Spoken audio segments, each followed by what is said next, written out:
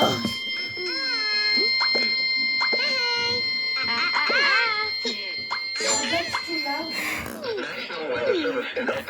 This is for New York. Again, special marine warning. This is for New York.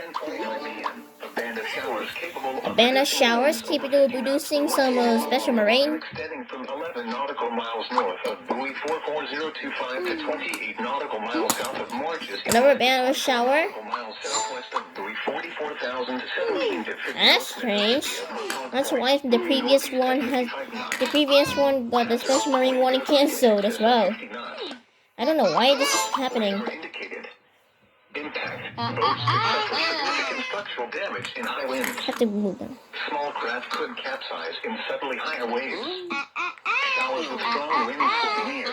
Buoy 44,000 to 17 around 10:50 p.m. Morges inlet around 10:55 p.m.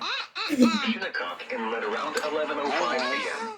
Montauk Shoal around 11:30 p.m. Move to safe harbor immediately as gusty winds and high waves are expected.